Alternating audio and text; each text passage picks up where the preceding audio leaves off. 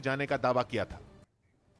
Ukraine की सेना ने अभी बड़ा दावा किया है। उनका कहना है कि रूस की सेना परमाणु पावर प्लांट को मिलिट्री बेस की तरह उपयोग कर रही है। अपने दावे के समर्थन में यूक्रेन की सेना ने वीडियो जारी किया। इस वीडियो में साफ दिख रहा है कि रूस की सेना जापोरिजिया न्यूक्लियर प्लांट के आसपास अपने सैन्य वाहन तैनात किए हुए है। यूक्रेन युद्ध के बीच रूस ने पलटवार करते हुए ऑटो पार्ट्स की सप्लाई रोकने का फैसला लिया। पहले पाबंदियों की शुरुआत अमेरिका और दूसरे पश्चिमी देशों की तरफ से हुई थी, लेकिन अब इसका करारा जवाब देने की लिस्ट पुतिन सरकार ने तैयार कर ली, जिसके तहत रूस ने गाड़ियों के निर्यात पर पाबंदी लगा दी। अकेले कारें ही नहीं बल्कि 200 ऐसी चीजें हैं जिनकी सप्लाई रूस अब नहीं करेगा। इनमें वाहनों के पुर्जे भी शामिल हैं। रूस के इस बैन का असर टेलीकॉम और कृषि समेत कई सेक्टरों पर पड़ेगा। रूस के इस फैसले का सबसे बड़ा असर ऑटो सेक्टर पर होगा, और वो भी तब जब ऑटो सेक्टर पहले ही सेमीकंडक्टर चिप की कमी से जूझ रहा है। सेमीकंडक्टर की कमी और रूस की नई पाबंदियों से ऑटो सेक्टर के सामने बड़ा संकट खड़ा हो जाएगा, क्योंकि सेमीकंडक्टर चिप को इलेक्ट्रॉनिक डिवाइस का दिमाग भी कहा जाता है। आज कारों समेत कई इलेक्ट्रॉनिक चीजों में इसका इस्तेमाल होता है। मौजूदा समय में हाईटेक कारें बनाना ऐसी चिप के बिना सोच भी नहीं सकते।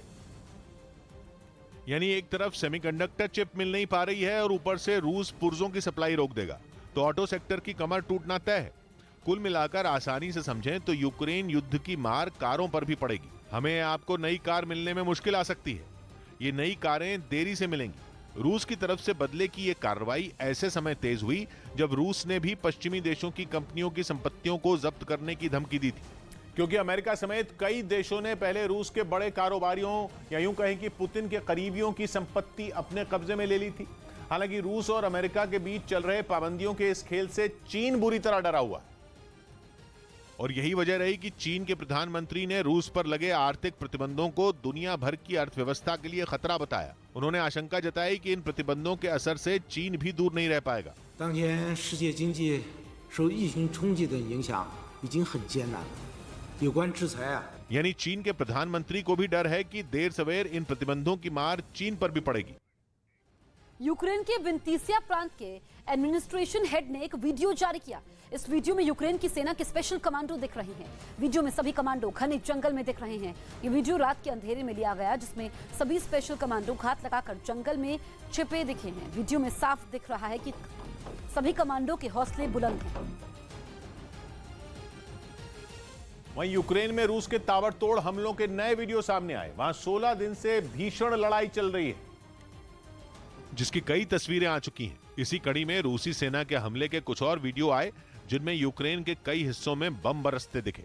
एक वीडियो में पूर्वी यूक्रेन की नीपर नदी के पास नीप्रो शहर के बीचों बीच जैसे ही बम गिरा, वहां जोरदार धमाका हुआ। ऐसा लगा मानो आग की लपटें आसमान को ही छू लेंगी। हमले के बाद चारों तरफ सन्नाटा छा गया। वहीं एक दूसरे वीडियो में नीप्रो शहर के ही एक और हिस्से को रूसी सेना ने निशाना बनाया और बम गिरा दिया। हमले के इस वीडियो को एक शख्स ने अपने मोबाइल फोन में रिकॉर्ड कर लिया। यूक्रेन के पश्चिमी शहर इवानो फ्रैंकोविस्क को भी रूस ने नहीं छोड़ा। वहां भी अलग अलग हिस्से में बमबारी की गई। हमले इतने भीषण थे कि चारों तरफ धुएं का गुबार छाया दिखाई दिया। जंग के बीच रूस ने दावा किया कि उसकी सेना तेजी से यूक्रेन के अलग अलग इलाकों में दाखिल हो रही है। रूस के रक्षा मंत्रालय ने इसका एक वीडियो भी जारी किया, जिसमें रूस के टैंकों और बख्तरबंद गाड़ियों का काफिला तेजी से अपने लक्ष्य की तरफ बढ़ता दिखाई दिया। इस दौरान कई रूसी सैनिक पैदल चलते भी नजर आए। हालांकि इस वीडियो में यह पता नहीं चल पाया कि रूसी सैनिक किस इलाके में दाखिल हो रहे हैं, लेकिन कुछ दूर आगे बढ़ने के बाद वो चारों तरफ फैल गए। कुछ सैनिक एक वीरान इलाके में पैदल ही मोर्चा संभालते दिखाई दिए, तो कुछ जगहों पर ताकतवर टैंक घेराबंदी करते नजर आए। यही नहीं, रूस के कुछ हेलीकॉप्टर भी वहाँ आसमान में मंडराते दिखे। यूक्रेन के राष्ट्रपति जेलेंस्की का नया वीडियो सामने आया है। वीडियो में जेलेंस्की ने कहा कि अगर ऊपर वाले चाहेंगे तो हम जंग जीत जाएंगे और अपने भाई बहनों के साथ जीत की खुशी साझा करेंगे। अपने वीडियो संदेश में जेलेंस्की ने पोलैंड के साथ मजबूत गठबंधन की बात कही। Коли я став президентом України у 2019 році, тоді відчувалось, що нам треба буде пройти з Польщею дуже довгий шлях. Бо було прохолодно у наших відносинах, у нашому настрої один до одного. Так вже сталося. Але я хотів пройти цей шлях швидко, шлях до тепла. रूस की भारी गोलाबारी के बीच यूक्रेन ने एक बड़े बम को नष्ट करने का वीडियो जारी किया। आरोप है कि जंग के दौरान यह भारी भरकम बम रूस की तरफ से गिराया गया था, जिसे नष्ट करने का वीडियो यूक्रेन की सेना ने जारी किया, जिसमें 3 सैनिक बम को डिफ्यूज करते दिखे। सबसे पहले खुदाई करने वाली मशीन की मदद से एक चौड़ा गड्ढा खोदा गया। उसके बाद बम को गड्ढे में सावधानी से उतारा गया। इसके बाद बम के नाकाम होते ही तेज धमाका हुआ और कई फीट ऊंचा धूल का गुबार छा गया। यूक्रेन के ओडेसा में रूसी सैनिक लगातार बम बरसा रहे हैं, जहां से यूक्रेन की सेना ने इस जिंदा बम को बरामद किया था। लोगों को नुकसान न पहुंचे, इसे ध्यान में रखते हुए शहर से दूर ले जाकर बम को नष्ट किया गया। अमेरिकी राष्ट्रपति जो बाइडेन ने एक बार फिर यूक्रेन के समर्थन में सेना उतारने से मना कर दिया। बाइडेन ने इस बात को दोहराया कि अगर नेटो देश यूक्रेन के समर्थन में सेना भेजते हैं तो ये युद्ध थर्ड वर्ल्ड वॉर में तब्दील हो जाएगा। As we provide this support to Ukraine, we're going to continue to stand together with our allies in Europe and send an unmistakable message that we will defend every inch of NATO territory, every single inch, with a united, galvanized NATO. We have a sacred obligation on NATO territory, a sacred obligation, Article 5, and we will not, although we will not fight the Third World War in Ukraine.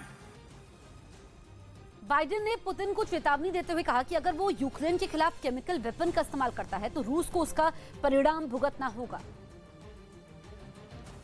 Going to speak about the intelligence, but Russia would pay a severe price if they use chemical. रूस की सेना के हमले की वजह से Ukraine के इस शहर की सूरत बिगड़ गई। हमले के बाद मारियोपोल शहर जैसे तबाह हो गया। उसका एक वीडियो भी वहां के विदेश मंत्रालय की तरफ से जारी किया गया, जिसके पहले हिस्से में युद्ध से पहले मारियोपोल शहर को दिखाया गया और यह बताने की कोशिश की गई कि जंग सिर्फ और सिर्फ तबाही लाती है। यूक्रेन के विदेश मंत्रालय की तरफ से जारी इस वीडियो में शहर में जिंदगी चहकती दिखी। लोग अपने परिवार के साथ खुशियां मनाते और नाचते गाते दिखे। रात के वक्त तो पूरा शहर रंग बिरंगी रोशनी से नहाया नजर आया, लेकिन वीडियो के दूसरे हिस्से में युद्ध की वजह से शहर में हुई बर्बादी दिखाई गई। रूसी सेना के मिसाइल हमलों की वजह से पूरा शहर खंडहर में तब्दील दिखा। इमारतों से काले धुएं का गुबार उठता नजर आया। हर तरफ रोते बिलखते लोग जान बचाने के लिए भागते और छिपते दिखे। वीडियो के आखिर में एक संदेश भी दिया गया, जिसमें पूरी दुनिया से यूक्रेन की मदद करने की अपील की गई। यूएनएससी की बैठक में भारत ने एक बार फिर दोनों पक्ष से युद्ध रोकने और बातचीत के जरिए समस्या का हल निकालने की बात कही है। यूएनएससी में भारतीय एम्बेसडर टीएस तिरुमूर्ति ने कहा कि दुनिया भर में बायोलॉजिकल वेपन बनाने पर रोक लगे। इधर रूस का आरोप है कि अमेरिका यूक्रेन को बायोलॉजिकल हथियार बनाने में मदद कर रहा है। रूस ने यह मुद्दा यूएनएससी में भी उठाया। Underline the importance attached by India to the Biological and Toxin Weapons Convention (BTWC) as a key global and non-discriminatory disarmament convention prohibiting an entire category of weapons of mass destruction. America ने